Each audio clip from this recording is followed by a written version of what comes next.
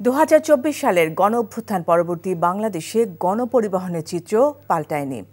এক বছরে ন্যূনতম সংস্কার হয়নি এ খাতে। ফলাফল এখনও রাজধানী জুড়ে দাপিয়ে বেড়াচ্ছে লক্কর ঝক্কর বাস। পরিবেশ দূষণেরও অন্যতম বড় কারণ এসব ফিটনেসবিহীন গণপরিবহন। তবে এসব দেখভালের দায়িত্ব যাদের, পরিবর্তিত পরিস্থিতিতে তারাও দায়সারা আচরণ করছেন বলে অভিযোগ নগর বিশেষজ্ঞদের। তারা বলছেন, প্রভাবশালী বাস মালিকদের কারণেই উন্নতি নেই এমন পরিস্থিতির। নাজিবুর রহমানের রিপোর্ট। মগবাজার থেকে মিরপুর প্রায়ই এ পথে বাধ্য হয়ে গণপরিবহনে চড়েন এই দুই কর্মজীবী নারী।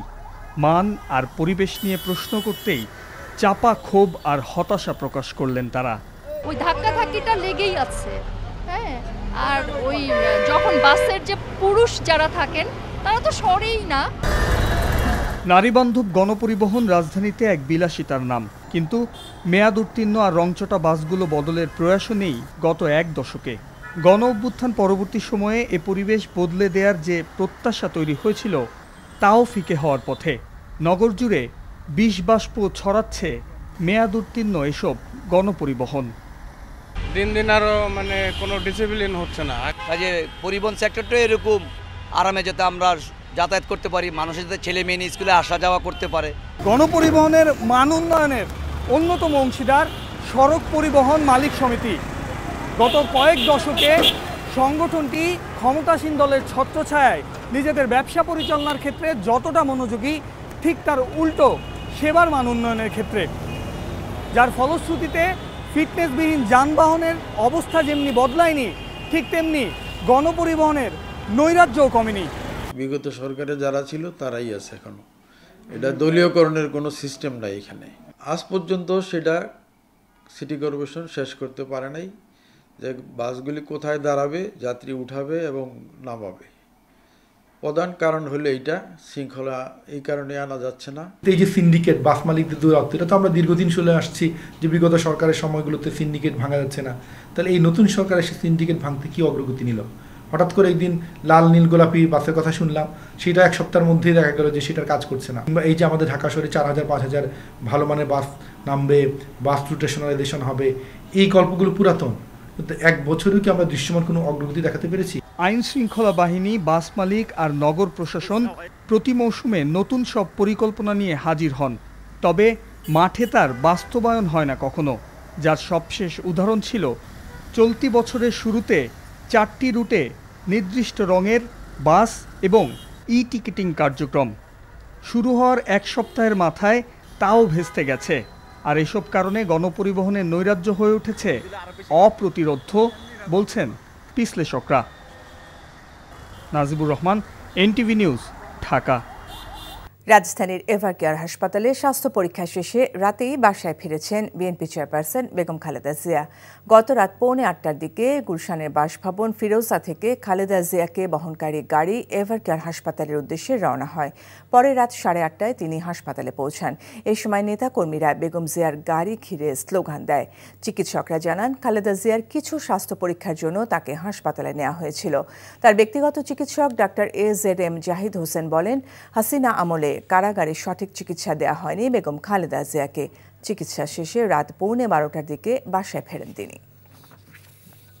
ত্রয়োদশ জাতীয় সংসদ নির্বাচন বাংলাদেশের ইতিহাসে সবচেয়ে চ্যালেঞ্জিং ও ঝুঁকিপূর্ণ নির্বাচন হবে, এমনটাই জানিয়েছেন নির্বাচন কমিশনার আনোয়ারুল ইসলাম সরকার। সকালে রাজধানীর আগারগাঁওয়ের নির্বাচন কমিশন কার্যালয়ে এক প্রশিক্ষণ অনুষ্ঠানে একথা বলেন তিনি।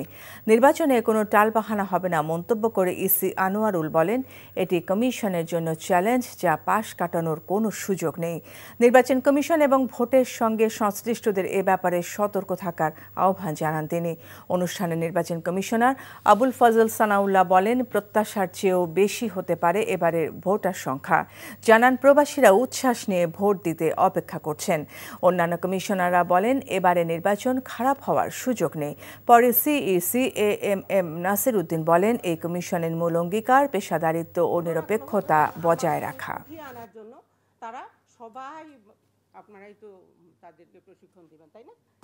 I tell you, our bottom line is, এই কমিশনের bottom line হচ্ছে professionalism and neutrality. এইটা আপনারা emphasize করবেন। যে প্রফেশনালিজম অ্যান্ড নিউট্রালিটি যাতে ইনশিওর হয়, এইটা আপনারা মেসেজ করবেন। আর আমি ব্যক্তিগতভাবে বিশ্বাস করি the education and the training which cannot hit at the morality of the participants, নৈতিকতাকে যেটা এফেক্ট করতে পারে না, সেটা এডুকেশনও না, ট্রেনিংও না। সুতরাং আপনাদের প্রত্যেকটা ট্রেনিং সেশনে এই নৈতিকতার বিষয়টি একটু বর্ণনা করে রাখবেন। এখানে না সিলেবাসে না থাকলেও নিজের থেকে হলেও অন্তত বলবেন, যাতে নৈতিকতার মানটা যাতে ঠিক থাকে। ত্রয়োদশ নির্বাচন, বাংলাদেশের ইতিহাসে যতগুলো নির্বাচন হয়েছে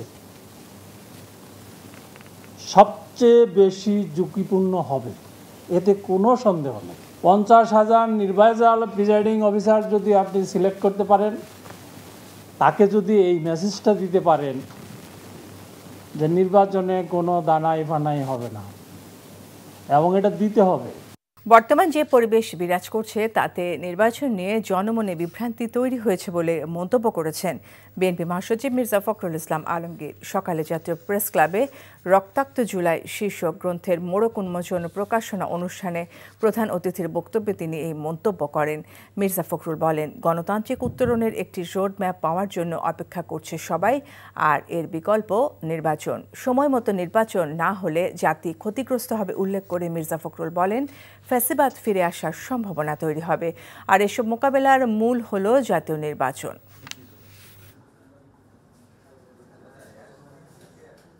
রাজনীতিতে অবশ্যই মতভেদ থাকবে, রাজনীতিতে বিভিন্ন রকম চিন্তা থাকবে, মত থাকবে, কিন্তু এখন যে পরিবেশটা আমাদের আছে, এই পরিবেশটাতে আমাদের জনগণ কিন্তু অত্যন্ত বিভ্রান্তির মধ্যে পড়ে যাচ্ছে। আজকে যদি নির্বাচন বন্ধ করা হয় বা নির্বাচন না হয়, তাহলে এই জাতি প্রচণ্ড রকমের ক্ষতিগ্রস্ত হবে। জাহাঙ্গীরনগর বিশ্ববিদ্যালয় কেন্দ্রীয় ছাত্র সংসদ জাকসু ও হল সংসদ নির্বাচনে চূড়ান্ত প্রার্থী তালিকা প্রকাশ করা হবে আজ। চূড়ান্ত প্রার্থী তালিকা প্রকাশের পর আজ বিকেল 4টা থেকে আগামী 9 সেপ্টেম্বর রাত 12টা পর্যন্ত প্রার্থীরা নির্বাচনী প্রচারণা চালাতে পারবেন। আগামী 11 সেপ্টেম্বর সকাল 9টা থেকে বিকেল 5টা পর্যন্ত ভোট গ্রহণ হবে এবং একই দিনে ফল প্রকাশ করা হবে। গতকাল ঘোষিত জাকসু ছাত্রদলের প্যানেলে ভিপি পদে মনোনয়ন পেয়েছেন শাখা ছাত্রদলের আহ্বায়ক কমিটির সদস্য ও মীর মশরফ হল ছাত্রদলের সভাপতি শেখ সাদি হাসান এবং জিএস পদে মনোনয়ন পান 13 নম্বর ছাত্রী হল ছাত্রদলের সভাপতি তানজিলা হোসেন বৈশাখী। প্যানেলে ঠাঁই না পাওয়া নেতা কর্মীদের অভিযোগ, সহ সমাজসেবা ও মানব সম্পদ উন্নয়ন নারী পদে প্রার্থী রোকেয়া হল ছাত্রদলের সভাপতি কাজী মৌসুমী আফরোজ আগে ছাত্রলীগের রাজনীতিতে সম্পৃক্ত ছিলেন। আগামীর বাংলাদেশের জন্য সবচেয়ে বড় চ্যালেঞ্জ হতে যাচ্ছে রোহিঙ্গা সংকট, এমনটা মন্তব্য করে পররাষ্ট্র উপদেষ্টা মোহাম্মদ তৌহিদ হোসেন বলেছেন, আগামী 15 বছরের মধ্যে এই সংকটের সমাধান করা না গেলে এটি কেবল বাংলাদেশের জন্য নয়, বরং আঞ্চলিক চ্যালেঞ্জে পরিণত হবে। সকালে রাজধানীর একটি হোটেলে Dhaka institute of research and analytics আয়োজিত এক সংলাপে এসব কথা বলেন তিনি। I would mention about the Rohingya crisis because from the Bangladesh perspective, that is the biggest problem that we have, and there is no resolution at the within our side. It's 8 years. Initially, everyone thought that it would be 1 or 2 years as it happened earlier in the 70s, 80s or 90s. I was among the few who said that no, that's not going to happen. জলের রানী পদ্ম ফুল সৌন্দর্য বাড়িয়ে দিয়েছে গোপালগঞ্জের পদ্মবিলগুলোতে। ফুটে থাকা অসংখ্য পদ্ম ফুল যেন হাত ছানি দিয়ে ডাকছে পর্যটকদের। শুধু ভ্রমণ পিপাসুদের অপরূপ প্রাকৃতিক সৌন্দর্য উপভোগী নয়, বছরের কয়েক মাস অনেকের কর্মসংস্থানের যোগান দেয় সেখানকার পদ্ম ফুল। গোপালগঞ্জ থেকে মাহবুব হোসেন সারমাতের পাঠানো তথ্য ছবিতে শওকত করিমের ডেস্ক রিপোর্ট। ষড়ঋতুর দেশে শরতের ছোঁয়া, তবু বর্ষার স্নিগ্ধতার রেশ প্রকৃতিতে। চোখ জুড়ানো এসব দৃশ্য যেন টুকরো টুকরো সোনার বাংলা। শরতের সকালে শুভ্র নীল আকাশে কুসুম সূর্যের উকি পদ্মবিলে জুড়ায় মন প্রকৃতির মাঝে হারিয়ে যাওয়া প্রেমীদের। গোপালগঞ্জ সদরসহ কোটালীপাড়া ও টুঙ্গিপাড়ার অন্তত 25টি বিল পদ্ম ফুলে রঙিন। এমন রূপলাবণ্য উপভোগ করছেন সৌন্দর্য পিপাসুরা। এখানকার ওয়েদারটা অনেক সুন্দর, আর পদ্ম ফুলের প্রাকৃতিক সৌন্দর্য দেখে খুবই ভালো লাগছে। আমার বলাকোরের পদ্মবিলে এসে খুবই ভালো লেগেছে। এখানে বলাকোরের পদ্মবিল এটা অনেক সুন্দর, তাই আমরা মাঝে মধ্যে ঘুরতে আসি। পর্যটকদের হাসি মুখে নৌকায় চড়িয়ে কিংবা শাপলা বিক্রি করেও সংসার চলে অনেকে। এই অঞ্চলের যারা কর্মঠ মানুষ খেটে খায়, তাদের কাজ কর্ম থাকে না, তারা এই নৌকো বেয়ে এবং পর্যটকদের আনন্দ দিয়ে তারা একটা বাড়তি পয়সা আয় করে। সম্প্রতি পরিদর্শনে গিয়ে পদ্মবিল ঘিরে পরিকল্পনার কথা জানান জেলা প্রশাসক। তাদের নিরাপত্তার জন্যও আমরা এখানে গ্রাম পুলিশ সহ বিভিন্ন ব্যবস্থাপনা নিয়েছি। অদূর ভবিষ্যতেই আমরা একটি গোলঘর তৈরি করব এই বিলের মাঝখানে, যাতে ওয়াচ টাওয়ার তারা দেখতে পারেন। বড় মৌসুমে এসব বিলে ধান চাষ করেন কৃষকরা। বর্ষাকালের শুরুতে জমিতে পানি এলে শোভা ছড়াতে শুরু করে পদ্মফুল। আবহমান বাংলার রূপরস আপন মহিমায় ছড়ায় প্রকৃতি। শওকত করিম, এনটিভি নিউজ ডেস্ক। দক্ষিণ আমেরিকা বিশ্বকাপ বাছাই পর্বের শেষ 2 ম্যাচ সামনে রেখে 29 সদস্যের দল ঘোষণা করেছে আর্জেন্টিনা। জায়গা করে নিয়েছেন ক্লাউদিও এচেভেরিও, ম্যানুয়েল লোপেজ। দলে রাখা হয়নি ফাকুন্ডো মেদিনা ও অ্যাঞ্জেল কোয়ারকে। আগামী 4 সেপ্টেম্বর রাতে ভেনেজুয়েলাকে আতিথ্য দেবে আর্জেন্টাইনরা। 9 সেপ্টেম্বর ইকুয়েডরে মাঠে নামবে তারা। দলে থাকা সবচেয়ে অবাক করা নাম ব্রাজিলের পালমেইরাসে দুর্দান্ত সময় কাটানো লোপেজ। চলমান মৌসুমে এরই মধ্যে 46 ম্যাচে করেছেন 17 গোল। এদিকে বায়ার লেভারকুজেনের সদ্য যোগ দেয়া তরুণ এচেভেরি জাতীয় দলে অভিষেকের অপেক্ষায়। অন্যদিকে পোর্তোর মিডফিল্ডার অ্যালেন ভারেল্লা জায়গা পেয়েছেন নিষেধাজ্ঞা পাওয়া অ্যাঞ্জো ফার্নান্দেজের জায়গায়। অ্যাঞ্জেল কোরেয়া সম্প্রতি অ্যাটলেটিকো মাদ্রিদ ছেড়ে মেক্সিকো টাইগ্রেসে যোগ দিয়ে দুর্দান্ত শুরু করেছেন। 8 ম্যাচে 6 গোল। তবুও বিশ্বকাপ ও কোপা আমেরিকা জয়ী তারকাকে দলে না রাখার সিদ্ধান্ত নিয়েছেন স্ক্যালিনি। ত্রয়োদশ জাতীয় সংসদ নির্বাচন হবে অতীতের যে কোনো নির্বাচনের তুলনায় ঝুঁকিপূর্ণ এবং চ্যালেঞ্জিং বলে মন্তব্য করেছেন প্রধান নির্বাচন কমিশনার এএমএম নাসির উদ্দিন। রাজধানীতে নির্বাচন কমিশনের 80 জন কর্মকর্তাকে কোর প্রশিক্ষণ অনুষ্ঠানে আরেক কমিশনার জানিয়েছেন, এবার নির্বাচনে 100 কোটি টাকা সাশ্রয় হবে ভোট কেন্দ্রগুলো থেকে। নিয়ামুল আজিজ সাদেকের রিপোর্ট। নির্বাচনের কর্মপরিকল্পনা ঘোষণা সহ জাতীয় নির্বাচন আয়োজনের বেশিরভাগ কাজেই গুছিয়ে আনছে ইসি। তবে আইনশৃঙ্খলা পরিস্থিতি নিয়ে দুশ্চিন্তায় কমিশন। আগারগাঁওয়ে নির্বাচন প্রশিক্ষণ ইনস্টিটিউটে কমিশনার আনোয়ারুল ইসলাম কর্মকর্তাদের বলেন, প্রিজাইডিং অফিসার সহ নির্বাচন সংশ্লিষ্টদের নিরপেক্ষভাবে কাজ করতে কড়া বার্তা দিতে হবে। ত্রয়োদশ নির্বাচন, বাংলাদেশের ইতিহাসে যতগুলো নির্বাচন হয়েছে সবচেয়ে বেশি ঝুঁকিপূর্ণ হবে, এতে কোনো সন্দেহ নেই। 50,000 নির্বাচন প্রিজাইডিং অফিসার যদি আপনি সিলেক্ট করতে পারেন, তাকে যদি এই মেসেজটা দিতে পারেন যে নির্বাচনে কোনো দানাই ফানাই হবে না, এবং এটা দিতে হবে। একইভাবে তফসিল ঘোষণার পূর্বাপর সময়ে কৃত্রিম বুদ্ধিমত্তা, অপতথ্যের নেতিবাচক প্রভাব নিয়েও শঙ্কার কথা জানান প্রধান নির্বাচন কমিশনার। বলেন, নতুন নতুন চ্যালেঞ্জের মুখোমুখি হতে হচ্ছে এই নির্বাচনকে ঘিরে। I tell you, our bottom line is, এই কমিশনের বটম লাইন হচ্ছে প্রফেশনালিজম অ্যান্ড নিউট্রালিটি। নিত্য নতুন চ্যালেঞ্জ আমাদেরকে মোকাবেলা করতে হচ্ছে এখন। Law and order challenge was always there, it was a matter of degree, not of kind. এটা ডিগ্রি বেশ কম ছিল আর কি, এখন হয়তো একটু ডিগ্রিটা বেশি। Abuse of AI, abuse of social media, এটা তো ছিল না। এর আগে আরেক নির্বাচন কমিশনার বলেন, ভোট কেন্দ্রে প্রতি বুথে ভোটার সংখ্যা বাড়ানোর কারণে কর্মকর্তা সংখ্যা যেমন কমেছে, তেমনি খরচ সাশ্রয় হয়েছে 100 কোটি। প্রায় 49,000-এর বেশি বুথের সংখ্যা কমানো হয়েছে। 49,000 বুথ কমানো মানে হচ্ছে প্রায় 1.5 লক্ষ নির্বাচন কর্মকর্তা কমানো হয়েছে, তথা প্রায় 100 কোটি টাকা খরচ বাঁচানো হয়েছে। বিতর্কিত নির্বাচন নিয়ে কথা বলি, তখন স্বভাবতই প্রশ্ন ওঠে, who was in the leadership role of those elections? কারা ছিল? কেউ দায়িত্ব নিতে চায় না। বক্তারা বলেন, নিরপেক্ষতা এবং পেশাদারিত্বের ক্ষেত্রে শতভাগ সজাগ থাকতে হবে নির্বাচন সংশ্লিষ্ট মাঠ পর্যায়ের কর্মকর্তাদের। না হলে আগের নির্বাচনগুলোর মতো এর দায়ও কমিশনের উপর বর্তাবে। Niamul Aziz Sadek, NTV news, Dhaka. সময় মতো নির্বাচন না হলে জাতি ক্ষতিগ্রস্ত হবে, ফ্যাসিবাদ ফিরে আসার সম্ভাবনা তৈরি হবে, তাই দ্রুত নির্বাচন দরকার বলে মন্তব্য করেছেন বিএনপি মহাসচিব মির্জা ফখরুল ইসলাম আলমগীর। বলেন, ষড়যন্ত্র চলছে মধ্যপন্থার ও উদারপন্থী রাজনীতি সরিয়ে দিয়ে উগ্রবাদের রাজনীতি প্রতিষ্ঠার। রক্তাক্ত জুলাই শীর্ষক বইয়ের মোড়ক উন্মোচন অনুষ্ঠানে এমন মন্তব্য করেন তিনি। বিস্তারিত ইফতেখার রেজার রিপোর্টে। জাতীয় প্রেস ক্লাবে সৈয়দা ফাতেমা সালাম রচিত রক্তাক্ত জুলাই শীর্ষক গ্রন্থের মোড়ক উন্মোচন ও প্রকাশনা অনুষ্ঠান আয়োজন করে ইতি প্রকাশন। বিএনপি মহাসচিব বলেন, বর্তমান যে অবস্থা তাতে জনগণ বিভ্রান্তির মধ্যে পড়ে যাচ্ছে। নির্বাচন নিয়ে দেখা দিচ্ছে শঙ্কা ও হতাশা। গণতান্ত্রিক উত্তরণের একটি রোডম্যাপ পাওয়ার জন্য অপেক্ষা করছে সবাই বলেও মন্তব্য করেন তিনি। আজকে যদি নির্বাচন বন্ধ করা হয় বা নির্বাচন না হয়, তাহলে এই জাতি প্রচণ্ড রকমের ক্ষতিগ্রস্ত হবে এবং ফ্যাসিবাদের ফিরে আসার সম্ভাবনা অনেক বাড়বে।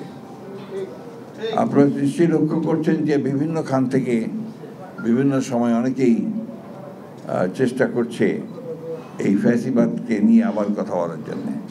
মির্জা ফখরুল বলেন, নির্বাচন নিয়ে চক্রান্ত চলছে, তা অতিক্রম করে ক্ষমতায় যেতে হবে বিএনপিকে। অনেক চক্রান্ত আছে, ষড়যন্ত্র আছে, সেগুলোকে ওভারকাম করে আপনাদের ঐক্য দিয়ে, আপনাদের ভালো কাজ দিয়ে আপনাদেরকে কিন্তু জনগণের কাছে যেতে হবে। একটা ষড়যন্ত্র চলছে, সেই ষড়যন্ত্রটা হচ্ছে যে এই মধ্যপন্থা রাজনীতি, উদারপন্থী রাজনীতি, উদারপন্থী গণতন্ত্র তাকে সরিয়ে দিয়ে একটা উগ্রবাদের রাজনীতিকে নিয়ে আসা বাংলাদেশে। শহীদ রাষ্ট্রপতি জিয়াউর রহমানের মাজারে ফিজিওথেরাপি অ্যাসোসিয়েশন অব বাংলাদেশের নবনির্বাচিত কমিটির শ্রদ্ধা নিবেদন ও দোয়া মাহফিল শেষে বিএনপির স্থায়ী কমিটির সদস্য জাহিদ হোসেন বলেন, জনগণের ভোটে নির্বাচিত সরকার আগামী দেশ গঠনে মানুষের প্রত্যাশা পূরণ করবে। Iftekhar Reza, NTV news, Dhaka. অন্তর্বর্তীকালীন সরকারের প্রধান উপদেষ্টা তার ওয়াদা ভঙ্গ করে সংস্কার ও বিচার শেষ না করেই তড়িঘড়ি নির্বাচনের রোডম্যাপ ঘোষণা করেছেন বলে অভিযোগ করেছেন জামায়াতে ইসলামীর নায়েবে আমির ডক্টর সৈয়দ আব্দুল্লাহ মোহাম্মদ তাহের।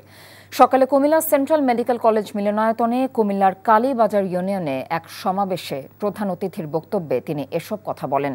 ডক্টর তাহের আরও বলেন, অন্তর্বর্তীকালীন সরকার কোন শক্তির কাছে মাথা নত করেছে তাই কোনো কিছুরই সিদ্ধান্ত নিতে পারছেন না তারা। চৌদ্দগ্রাম উপজেলা জামায়াতে আমির মাহফুজুর রহমান, কেন্দ্রীয় মজলিসের শুরা সদস্য আব্দুস সাত্তার এ সময় উপস্থিত ছিলেন।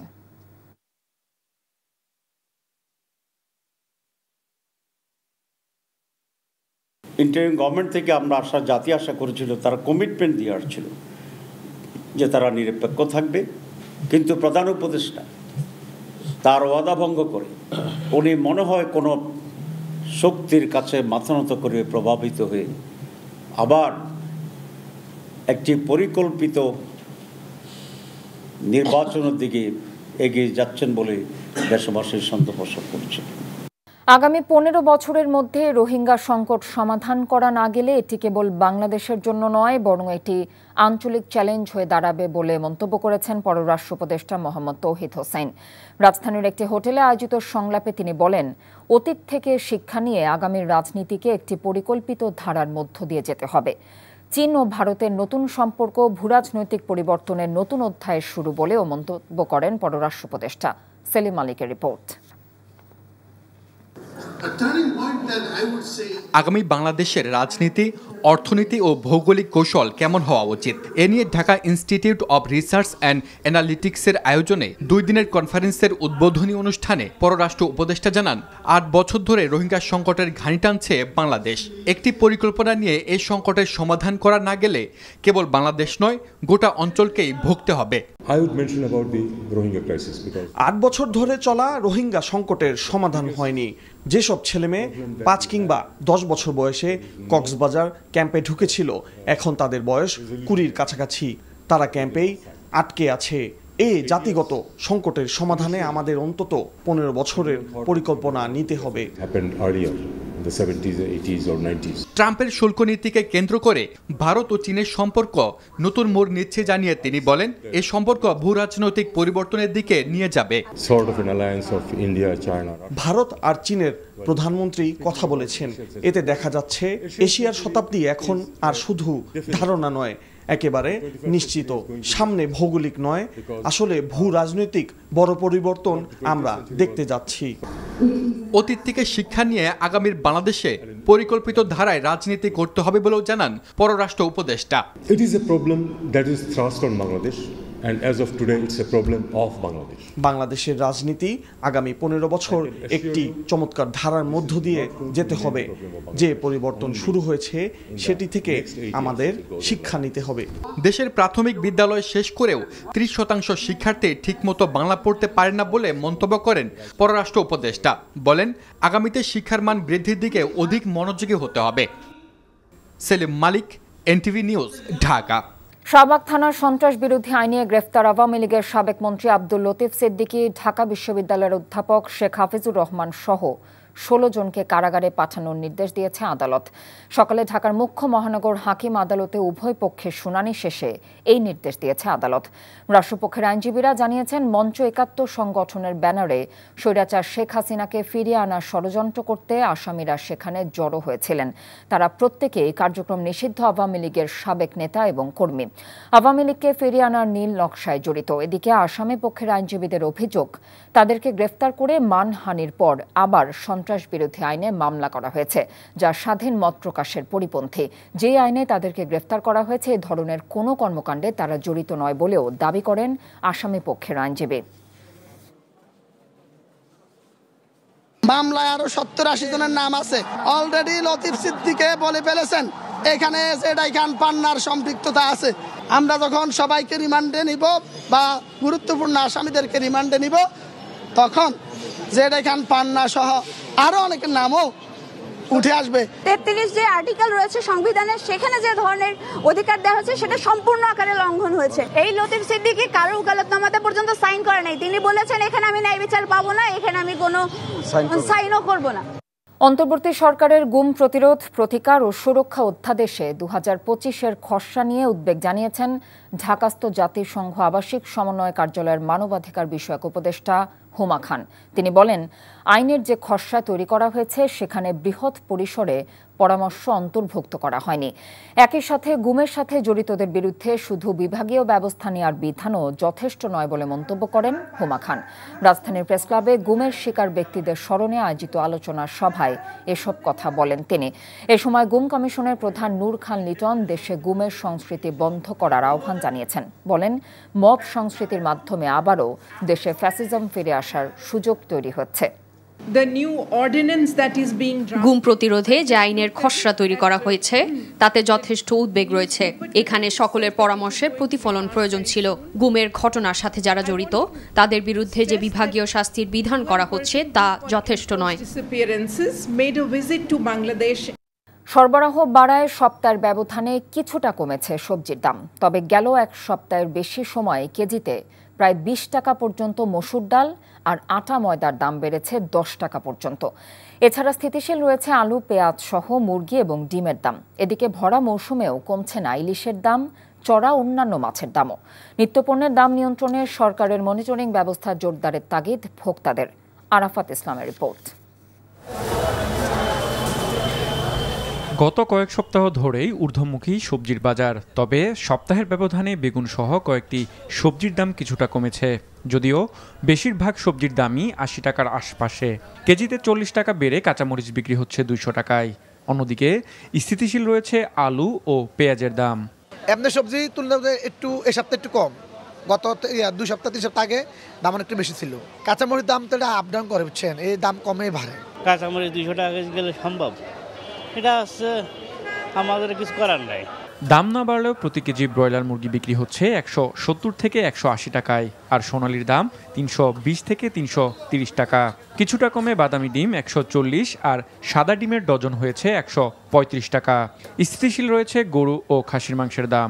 একটা জিনিস কিনতে আসছি, এসে সে জিনিস তো নিতে পারি না, তারপরে সবচেয়ে কম যেটা খারাপ সেটা কম দামের মধ্যে হলেও সেইগুলোই আমাদের নিতেছে। বাড়তি দাম উত্তাপ ছড়াচ্ছে মাছের বাজারে। নিম্ন ও মধ্যবিত্তের খাবার তালিকায় থাকা জনপ্রিয় পাঙ্গাস মাছের দামও বেড়েছে কেজিতে প্রায় 50 টাকা পর্যন্ত। এদিকে ভরা মৌসুমেও কমছে না ইলিশের দাম। 1 কেজি ইলিশ কিনতে গুনতে হচ্ছে প্রায় 2500 টাকা। এই ইলিশ মাছ দরকার, চাহিদা তো মাছ চাহিদা মতন মাছ নেই, তার 3 ভাগের 1 ভাগও মাছ নেই, এই জন্য মাছের দাম বেশি। দ্রব্যমূল্যের ঊর্ধ্বমুখী প্রবণতায় নাভিশ্বাস ক্রেতাদের। সরকারের কঠোর নজরদারির তাগিদ তাদের। বাজারের মনিটরিং করার জন্য যেইভাবে দরকার, আমার মনে হয় সেই জিনিসটা সঠিকভাবে হচ্ছে না। সংশ্লিষ্ট যারা আছেন এই গভর্নমেন্টে, তাদের আরও মনোযোগ দেওয়া উচিত, যাতে করে এই মনিটরিং এবং রেগুলেশন এগুলো আরও যথার্থ এবং কার্যকরভাবে করা উচিত। গেল 1 সপ্তাহে কেজিতে প্রায় 20 টাকা পর্যন্ত বেড়েছে মসুর ডালের দাম, আর আটা ও ময়দার ক্ষেত্রে বেড়েছে প্রায় 5 থেকে 10 টাকা পর্যন্ত। এছাড়া বাড়তি দামে বিক্রি হচ্ছে সব ধরনের চাল। আরাফাত ইসলাম, এনটিভি নিউজ, ঢাকা। সাময়িক সরকারের কাছে কোনো প্রত্যাশা নেই। ফেব্রুয়ারিতে নির্বাচনের মাধ্যমে দেশে গণতন্ত্র পুনঃপ্রতিষ্ঠিত হবে বলে আশাবাদ ব্যক্ত করেছেন বিএনপির স্থায়ী কমিটির সদস্য আমির খসরু মাহমুদ চৌধুরী। বরিশালে এক অনুষ্ঠানে তিনি কথা বলেন। সবাই নির্বাচনের অপেক্ষায় আছে। ফেব্রুয়ারিতে নির্বাচনের মাধ্যমে দেশে গণতন্ত্র পুনঃপ্রবর্তিত হবে। বাংলাদেশের মানুষ তাদের মনের কথাগুলো বলতে পারবে, তাদের প্রতিনিধি নির্বাচিত করতে পারবে, সরকার নির্বাচিত করতে পারবে, যারা জনগণের কাছে দায়বদ্ধ থাকবে, জবাব দিয়ে থাকবে। সাতক্ষীরার তলুইগাছা সীমান্ত দিয়ে নারী শিশুসহ 15 বাংলাদেশিকে বিজিবির কাছে হস্তান্তর করেছে ভারতীয় সীমান্তরক্ষী বাহিনী বিএসএফ। বৃহস্পতিবার রাতে বিএসএফের Amudia company commander inspector Dibajyoti Dolly ও বিজিবির তলুইগাছা বিওপি কমান্ডার আবুল কাশেমের মধ্যস্থতায় পতাকা বৈঠকের মাধ্যমে বিএসএফের হাতে আটক বাংলাদেশিদের ফিরিয়ে আনা হয়। আটককৃতরা হলেন সাতক্ষীরা, খুলনা, পিরোজপুর সহ দেশের বিভিন্ন এলাকার বাসিন্দা। দেশে অরাজকতা সৃষ্টি করতে বিদেশের মাটিতে বসে আওয়ামী লীগ নেতারা অর্থায়ন করছে বলে অভিযোগ করেছেন বিএনপির কেন্দ্রীয় নির্বাহী কমিটির স্বেচ্ছাসেবক বিষয়ক সম্পাদক মীর শরফত আলী সপু। বাদ জুমা মুন্সিগঞ্জের জামিয়া আশরাফুল মাদ্রাসা পরিদর্শন শেষে সাংবাদিকদের তিনি একথা বলেন। পিআর পদ্ধতি নামে নির্বাচন বানচালের ষড়যন্ত্রের অভিযোগও করেন তিনি। বিএনপির ও এর সহযোগী সংগঠনের নেতাকর্মীরা এ সময় তার সঙ্গে ছিলেন। গণ অধিকার পরিষদ কেন্দ্রীয় কমিটির বিরুদ্ধে বিভিন্ন অনিয়ম ও স্বেচ্ছাচারিতার অভিযোগ তুলে নওগাঁ জেলা ও উপজেলার বিভিন্ন ইউনিটের শতাধিক নেতাকর্মী একযোগে পদত্যাগ করেছেন। দুপুরে নওগাঁ শহরের প্যারিমোহন সাধারণ গ্রন্থাগার মিলনায়তনে সংবাদ সম্মেলন করে এই পদত্যাগের ঘোষণা দেন নেতাকর্মীরা। সংবাদ সম্মেলনে নেতাকর্মীরা বলেন, সংগঠনের তৃণমূল নেতাকর্মীদের সম্পূর্ণভাবে অবমূল্যায়ন করা হচ্ছে, তাই পদত্যাগ করেছেন তারা। নারায়ণগঞ্জ জেলা আইনজীবী সমিতির নির্বাচনে 17টি পদের 16টিতে জয় পেয়েছে বিএনপি সমর্থিত জাতীয়তাবাদী আইনজীবী ফোরাম মনোনীত প্যানেল। বৃহস্পতিবার দিনভর উৎসবমুখর পরিবেশে ভোট গ্রহণ শেষে দিবাগত রাত 12:30টার দিকে ফলাফল ঘোষণা করা হয়। প্রধান নির্বাচন কমিশনার অ্যাডভোকেট আব্দুল বারী ভূঁইয়া জানান, 17টি পদে নির্বাচনের মধ্যে সরকার হুমায়ুন আনোয়ার পরিষদ 16টি পদে জয়লাভ করেছে। অপরদিকে জামায়াতে ইসলামী সমর্থিত লয়ার্স কাউন্সিলের একমাত্র প্রার্থী অ্যাডভোকেট আফরোজা জাহান কার্যকরী সদস্য পদে জয়ী হয়েছেন। ডাকসু নির্বাচন ঘিরে ছুটির দিনেও সরগরম ঢাকা বিশ্ববিদ্যালয় ক্যাম্পাস। কেন্দ্রীয় সংসদের পাশাপাশি প্রচারণায় সরব হল সংসদের প্রার্থীরা। চলছে বিভিন্ন প্যানেলের পাল্টাপাল্টি অভিযোগও। দেখুন নূর হোসেনের রিপোর্ট। লিফলেট হাতে ভোটারদের কাছে ডাকসু নির্বাচনের প্রার্থীরা ভোট চাওয়ার পাশাপাশি দিচ্ছেন নানা প্রতিশ্রুতি। কেন্দ্রীয় সংসদের পাশাপাশি দিনভর প্রচারণায় ব্যস্ত সময় পার করছেন হল সংসদের প্রার্থীরা। সবার তো রাজনীতি করার অধিকার আছে, বাট আমরা দল, মত, ধর্ম, বর্ণ নির্বিশেষে আমরা সবাই ভাই, আমরা সবাই শিক্ষার্থী। সেই জায়গা থেকে আমরা সবাই এখানে অবস্থান করছি। যদি বিপি আমি হতে পারি, তাহলে আমাদের প্রথম হচ্ছে যে হলের যে খাবার সংকট, সেটা নিরসন করার চেষ্টা করব। কম্পিউটার প্রশিক্ষণ, ফ্রিল্যান্সিং এবং পার্ট টাইম জবের জন্য আমি কার্যকর পদক্ষেপ। নির্বাচন যত ঘনিয়ে আসছে ততই একে অপরের বিরুদ্ধে অভিযোগের তীর ছুটছেন বিভিন্ন প্যানেলের প্রার্থীরা। আমাদের ঐক্যবদ্ধ শিক্ষার্থী যদি রেসপন্স দেখে অনেকে তারা আমাদেরকে মোকাবেলা করতে না পেরে বিভিন্নভাবে বিষোদ্গার করছে। তারা শিক্ষার্থীদেরকে নিয়ে তাদের কি ভাবনা সেটা তারা পেশ করছে না। যে পেজগুলো সম্পর্কে আমরা অভিযোগ দিয়ে আসছি, যেগুলোতে অনবরত মিস ইনফরমেশন, ডিসইনফরমেশন ছড়িয়ে বিভিন্ন প্রার্থীদের সম্পর্কে প্রপাগান্ডা ছড়ানো হচ্ছে, এই সম্পর্কে যে অভিযোগ দিয়ে এসেছি সেটা সম্পর্কে এখনো কোনো সুরাহা আমরা পাইনি। ছাত্র দলের জিএস ক্যান্ডিডেট তানভীর বারী হামিম তিনি কিন্তু সকল ধরনের যে রুলস রেগুলেশন সব কিছু ব্রেক করেছেন, কিন্তু পরবর্তীতে আমরা কি দেখেছি নির্বাচন কমিশনের পক্ষ থেকে বলা হচ্ছে যে রুলস রেগুলেশন তিনি ব্রেক করেন নাই। তবে বরাবরের মতোই সর্বোচ্চ নিরপেক্ষতা বজায় রাখার আশ্বাস দিচ্ছে বিশ্ববিদ্যালয় প্রশাসন।